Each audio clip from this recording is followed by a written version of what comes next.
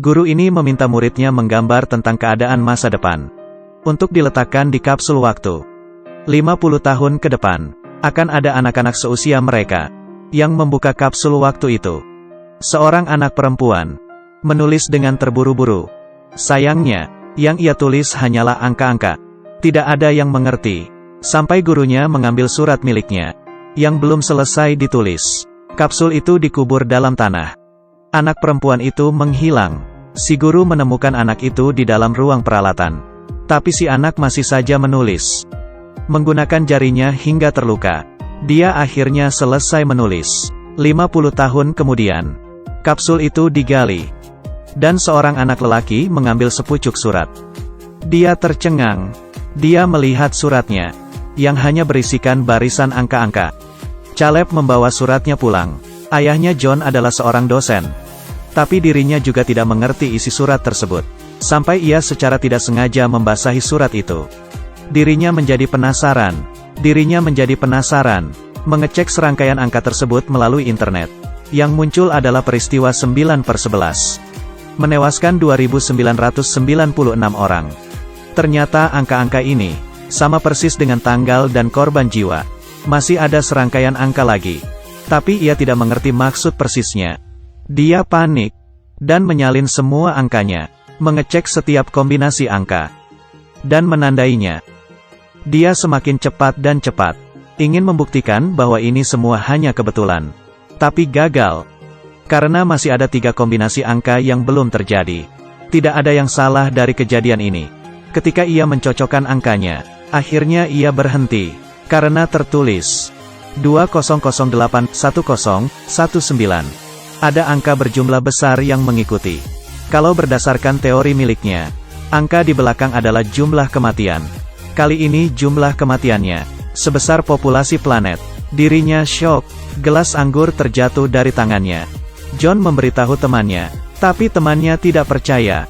John memberitahunya akan ada sebuah kejadian besok, dengan korban 81 orang. Temannya masih tidak percaya, dan berdebat dengan John. Dia mencari guru dari si anak perempuan. Ingin tahu keberadaan anak perempuan tersebut. Karena hanya dirinya lah yang mengetahui kebenarannya. Si guru mendengar anak perempuan itu sudah meninggal.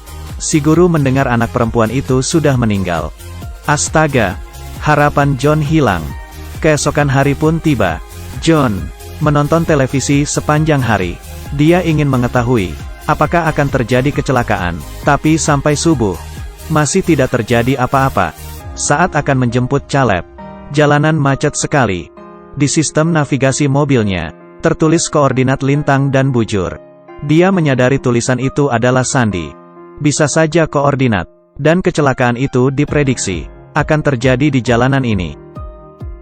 John keluar dari mobil untuk mencari tahu apa yang terjadi. Lalu, sebuah truk terguling, tapi tidak ada yang meninggal. Kecelakaannya bukan saat ini, tapi saat itu juga. Orang di depannya panik dan lari. Dia menoleh. Datang pesawat yang jatuh dan meledak. Akhirnya kecelakaan itu terjadi. John menghampiri puing pesawat itu, mencoba menolong satu orang, dengan harapan orang itu selamat, agar ramalan tidak terjadi. Tapi pesawat meledak kembali. Api berkobar karena bahan bakar, membuat susah bernapas. Dalam musibah itu, tidak ada yang bisa dilakukan. Berita melaporkan korban jiwa sejumlah 81 orang. Sama dengan ramalan di kertas itu. Tuhan pasti sedang bercanda. John berusaha mencegah kejadian-kejadian ini dari terjadi. Dia datang ke rumah si anak penulis surat, berharap bisa menemukan saudara dari si anak. Lalu, bertemu dengan anaknya, dan mengikutinya, mengajaknya berbicara. Walau John sulit mengajak dirinya mengobrol. Dirinya memberitahu soal musibah yang diramalkan ibunya. Tapi anaknya tampak jijik dan takut. Dia langsung pergi tanpa pikir panjang. Melihat akan terjadi musibah lagi. John menelepon polisi, memperingati polisi, atau akan ada banyak orang yang mati. Dia hanya bisa menggunakan telepon umum. Jika tidak polisi akan menangkapnya. Polisi tentu saja tidak percaya. John tidak tahu harus berbuat apa akhirnya. Pergi ke koordinat kecelakaannya, yang merupakan stasiun kereta bawah tanah. Banyak orang. Dia mencoba menemukan orang yang mencurigakan. Bukan dia. Juga bukan dia. Bisa jadi siapa saja. Betul, pasti orang itu. Dia mengejar. Orang itu mati-matian. Karena mereka berdua lari dengan cepat. Mereka menarik perhatian polisi. Akhirnya tertangkap. Sayang sekali. Salah orang. Kereta mulai bergerak. Tapi belum sampai berapa meter. Ada kereta lain yang mengarah ke kereta ini. John menyelamatkan seorang wanita dan anak kecil. Mencoba menghindarkan mereka dari kecelakaan.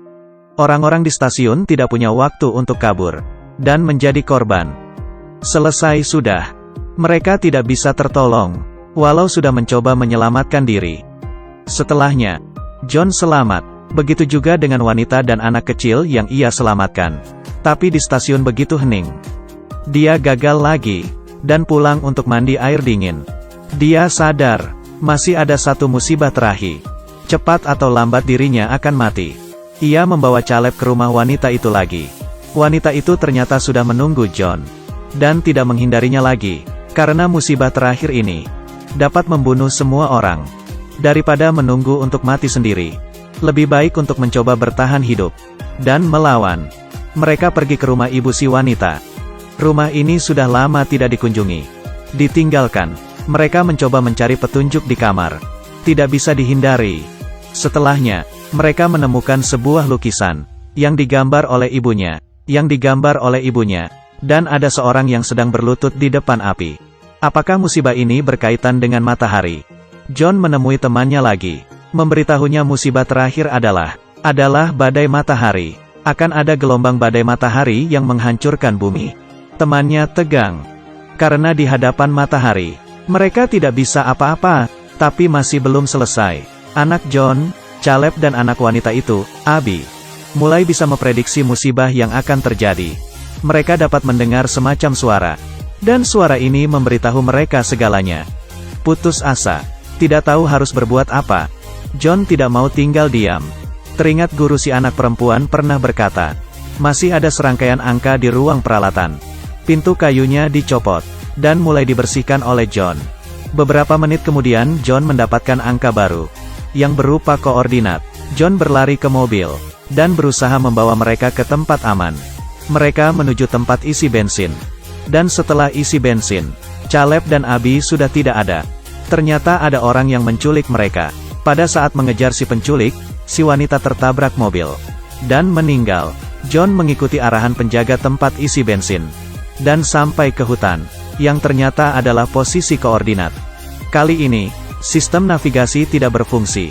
Hanya ada sepasang jejak ban di jalan. Yang pastinya milik si penculik.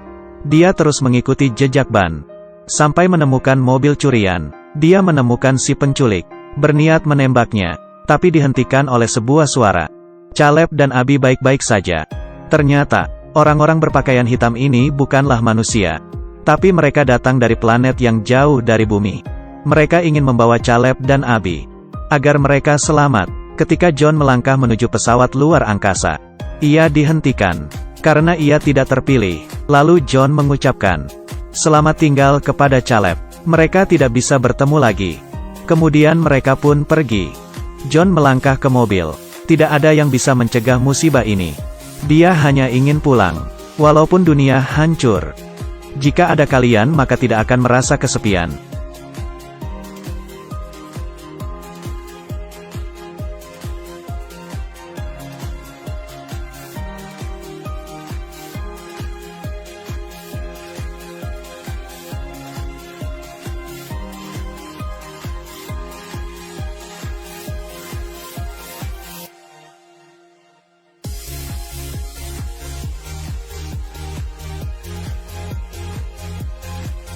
Di planet lain, Caleb dan Abby berhasil bertahan hidup. Planet ini sangat besar, tapi hanya ada mereka berdua. Dari sini, mungkin merupakan asal-usul kehidupan.